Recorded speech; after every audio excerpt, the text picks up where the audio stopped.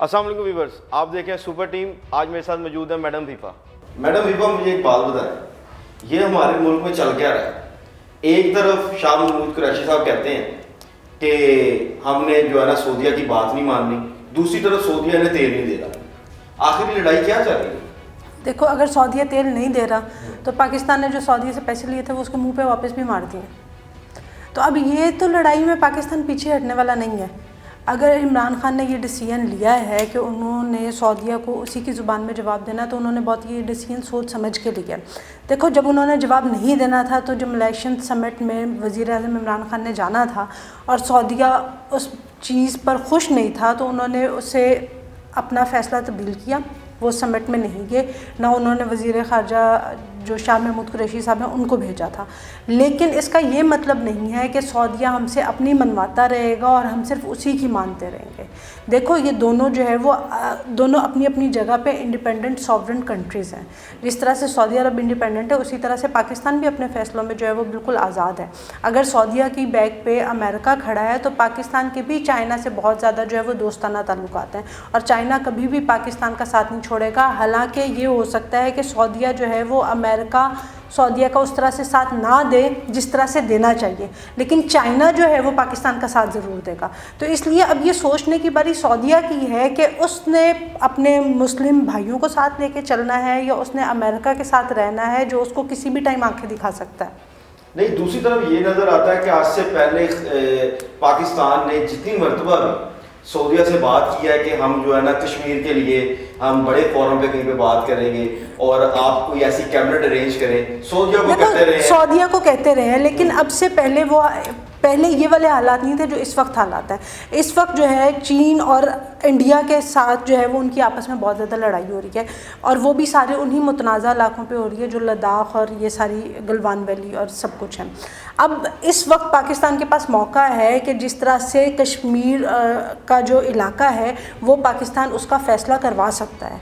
जैसे चाइना और इंडिया के दरमियान में मुतनाज़ा इलाके हैं, इसी तरह से कश्मीर पाकिस्तान के साथ जो है वो इंडिया का मुतनाज़ा इलाका है। तो इस वजह से अगर इस मौके का पाकिस्तान फ़ायदा नहीं उठाता तो फिर कश्मीरियों को बहुत साल चाहिए अपनी इस सारी स्ट्रगल को जो है वो दोबारा से लड़ने के लिए। और क्या उनका हक नहीं है? पिछले 1 साल से तो मुझे ये बताओ कि हमें लॉकडाउन में 1 हफ़्ते के लिए भी यहाँ पे ज़्यादा सख्ती होती थी, हमें जो है वो ऑफिस के लिए या घर से किसी चीज़ के लिए निकलने की इजाज़त नहीं होती थी, तो हमारा सांस रुकने वाला हो जाता था, जबकि हमें पता था कि यह हमारी बेहतरी के लिए है। तो सोचो कि 1 साल का अरसा हो गया है, कश्मीरी लॉकडाउन में है, तो क्या उनकी ज़िंदगियाँ किस तरह से गुजर रही होंगी ये नहीं सोचना चाहिए? जब पाकिस्तान को नज़र आ रहा है कि इस वक्त खित्ते की सिचुएशन ऐसी है, चीन और इंडिया के हालात इस तरह से हैं कि इस चक्कर में वो कश्मीर को आज़ाद करवा सकता है, इसका फ़ैसला हो सकता है और चीन पाकिस्तान के साथ भी खड़ा है।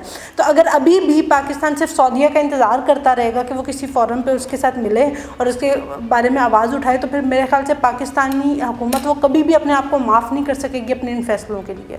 नहीं, एक तरफ चीन और भारत जंग चल रही है, दूसरी तरफ भारत जो है वो पाकिस्तान को भी धमकियां लगाता नजर आता है। देखो, भारत का काम ना सिर्फ धमकी लगाना है, भारत को और कोई काम नहीं आता। और धमकी भी क्या लगाना है कि वो उनका इंडियन मीडिया जो है वो चीखता रहता है, ठीक है। अब मुझे ये बताओ, राफेल लेके भारतीय जो है वो बहुत खुश हो रहे थे, तो अब उन राफेल्स का क्या बना? वो उससे भी तंग आ गए, ठीक है, वो उससे भी तंग आ गए कि उससे गुजारा नहीं होना है। अब वो SU-35 लेने की तरफ चल पड़े हैं। उनकी इकोनॉमी का पहले जो है ना वो बेड़ा गर्क हुआ हुआ है और अब वो ये जंगी तारे खरीद के अपनी जो गरीब मरती हुई आवाम है ना उसको और मार देगा। एक तो वहाँ कोरोना की वजह से गरीब आवाम मर रहे हैं, दूसरा जो है वो भूख की वजह से मर जाएंगे, क्योंकि जो वहाँ की इकोनॉमी का हाल हो चुका है, इंडिया के लिए कब तक इस तरह से सर्वाइव करेगा?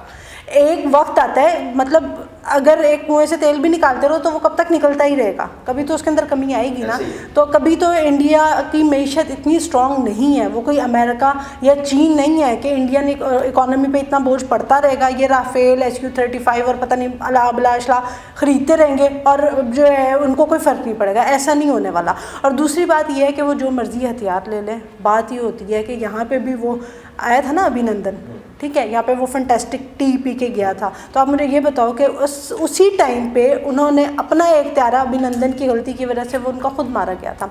तो उनको तो किसी दुश्मन की ज़रूरत ही नहीं है। जब उनके पायलट्स ट्रेंड नहीं होंगे, उनके पास वो अमला नहीं होगा जो उन त्यारों की लुक आफ्टर कर सके या उनको चला सके एक एक्सपर्ट तरीके से, उनके उसके ऊपर अभी वो ख़रीद रहे हैं, उनको 2 साल तो ट्रेनिंग लेने में लगेगा। जब तक उनके ऊपर वो ट्रेन नहीं होंगे तो वो क्या मुकाबला करेंगे। अच्छा, मुझे एक सवाल का और जवाब दें। जो पाकिस्तानी मैप के अंदर अल्लाह का शुक्र है कि हमने कश्मीर को जो है ना अपने मैप के अंदर कर लिया है। आप मुझे ये एक बात बताएं कि पाकिस्तान का ये कदम जो है ये पाए तकमील तक पहुंच देखो, मैं तुम्हें एक बात बताऊं, तुमने ना वही सवाल किया वो जैसे वो सोशल मीडिया पे मेम्स नहीं चल रही होती कि जी नक्शा अपने घर में मैंने हमसाए के घर का लॉन शामिल कर लिया लेकिन वो मुझे घुसने नहीं दे रहे। देखो, ये आपकी एक जो है वो सिंबॉलिक लैंग्वेज होती है, ठीक है। वो जैसे कहते हैं ना कि एक आपके अमली इक़दाम होते हैं, एक आपके सफारती इक़दाम भी होते हैं, ये बात नहीं है। अब मुझे एक बात बताओ, पाकिस्तान की तो चलो हम कह लें कि हुकूमत जो है वो नालायक है, इनको कुछ नहीं आता, कुछ नहीं पता चला। नेपाल ने जो नक्शे जारी किए थे उन्होंने भी गलत किया था। चीन जो नक्शे जारी करने जा रहा है वो भी गलत कर रहा है। बांग्लादेश जो कर रहा है वो भी गलत कर रहा है। देखो, ये एक सिंबल होता है, ये एक साइन होता है। जब तक आपके नक्शे के अंदर जो चीज़ आएगी आप उसी को जाके UN में क्लेम कर सकते हैं। अच्छा। कि ये जो है ये एक मुतनाज़ा इलाका है, इसके ऊपर मेरा भी राइट बनता है, तो अब ये आप मुझे भी दें। अगर जब आपके वो नक्शे में चीज ही नहीं होगी तो आप उसको जाके क्लेम कैसे करेंगे। ये पहला स्टेप है, इसके बाद UN के साथ मुलाकात होगी। देखो, मैं आपको एक बात बताऊं, नहीं देखो, जो ये अपोजिशन या जो सोशल मीडिया पे ये जो ट्रेंड और ये सब कुछ चलते हैं ना, वो हमें आदत है कि किसी ने हमें जुगत मारी ना तो हम उसको जवाब में जुगत ही मारते हैं, ठीक। हमने उसको कोई सीरियस जवाब नहीं देना होता या हम उसकी बात को कोई सीरियसली नहीं सोचते और जुगत के जवाब में जुगत मारे जाएंगे, बेशक वो हमें अपने उल्टी वो हमें खुद ही लग रही हो। तो बात यह है कि अगर कौमी तराने की ये कश्मीर के ऊपर गानों की बात आती है या कश्मीर का नक्शा शामिल करने की बात आती है, जब ये स्टेप उठाया गया है तो उसके ऊपर बहुत तनकीद हो रही है। जब नहीं कुछ किया जाता तो कहते हैं कि जी PTV पे वो एक जो है ना इतने मिनट की डॉक्यूमेंट्री चलती होती थी, अब तो कश्मीर पे वो भी नहीं चलती, इन्होंने वो क्यों बंद कर दी। तो भी वो डॉक्यूमेंट्री की जगह अब अगर गाना आ रहा है तो फिर आपको क्यों तकलीफ है, ठीक है। अगर कुछ ना करें तो मसला, कुछ करें तो मसला। ये वाला जो ऑब्जेक्शन है ना कि नक्शा क्यों बना लिया या कश्मीर के ऊपर ISPR गाना क्यों रिलीज कर देता है, ये बिल्कुल इसी तरह से कि आटा गूंथती है तो हिलती क्यों है, और कोई मसला नहीं है। अब ये एक बात बताएं कि पहले कश्मीर आज़ाद होगा कि पहले चाइना और इंडिया की जो है ना आपस में मामला तय हो जाए।